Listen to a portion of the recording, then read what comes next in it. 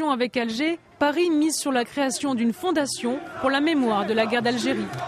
Et cette loi coïncide justement avec l'anniversaire des essais nucléaires dans le sud algérien Regan, des essais qui ont démarré en 1960, qui se sont poursuivis quelques années après l'indépendance du pays.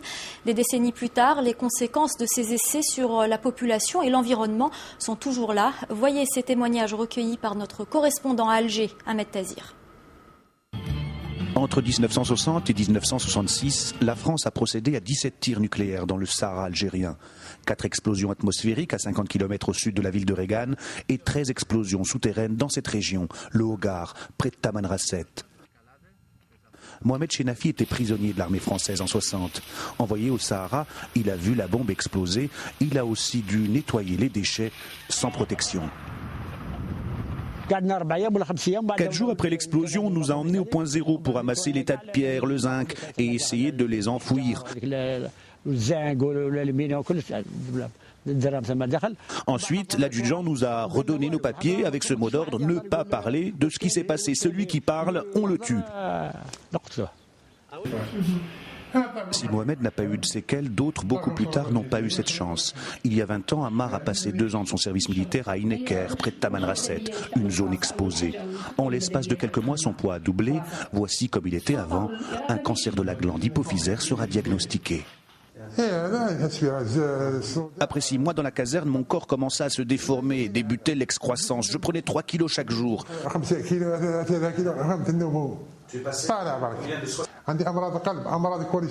J'ai plusieurs maladies, du cœur, du cholestérol, la glycéride, perturbation de la vue et de mon œil droit. Moi, je suis un simple citoyen. On m'a emmené faire mon service militaire. Je ne suis pas un terroriste. Donc, comme je suis entré sain, faites en sorte que j'en ressorte sain également. Des victimes des essais nucléaires, Maître Ben Braham en reçoit beaucoup dans son cabinet. Elle se bat pour leur indemnisation, mais pas seulement. Il n'y a pas que les personnes qui ont été touchées.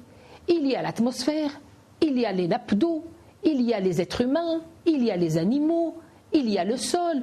Il y a plusieurs crimes dans ce crime d'essais nucléaires. C'est un crime contre l'humanité ? C'est un crime contre l'humanité, par excellence.